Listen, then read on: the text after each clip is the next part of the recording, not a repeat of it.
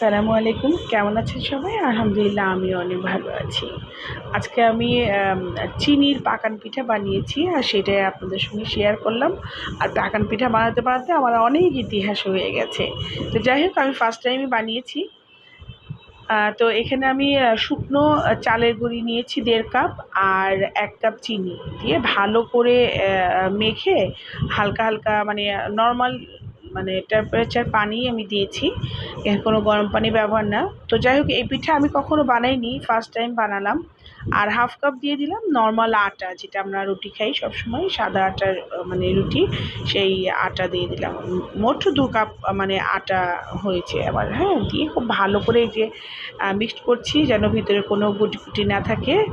করে আমি গোলাটা একটা করে নিলাম, নিয়ে আমি আধা ঘন্টা রেস্টে রেখেছিলাম। আর এখানে ফ্রাই প্যানে বেশ খানিকটা তেল দিয়ে দিয়েছি, দিয়ে এই যে আমি কিন্তু মানে পিঠেটা ভেজে নিলাম। তো এখানে ইতিহাস বলতে আমি একটা দিয়ে রেখে গিয়েছিলাম, কলিং বেল বেজেছে, দরজা খুলতে গিয়েছি, আমি মানে খেয়ালই নেই যে আমি পিঠা বানাচ্ছি। একটা পিঠা আমার যে কী অবস্থা হয়ে গেছে তা আর বলার না। তো এইটাও আমি ফার্স্ট টাইম করেছি, এই জন্যই বললাম, কারণ আমি কখনো চিনি দিয়ে বানাইনি। ছোটো বোনের কাছ থেকে শুনলাম, ও বানিয়েছে, তো ওর কাছ থেকে রেসিপিটা নিয়ে নিলাম।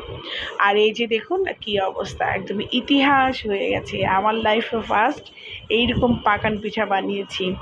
তো আমার এই ভিডিওটা যদি আপনাদের ভালো লেগে থাকে তো অবশ্যই লাইক, কমেন্ট, শেয়ার করবেন। আর এটার রেসিপি দেওয়ার কিছুই নেই, কারণ এটা আসলে নর্মালি যে কেউ বানায়। আমি আসলে ফার্স্ট টাইম ট্রাই করেছি, মোটামুটি খারাপ হয়নি, ভালোই হয়েছে। আমার জন্য দোয়া করবেন। আল্লাহ হাফেজ।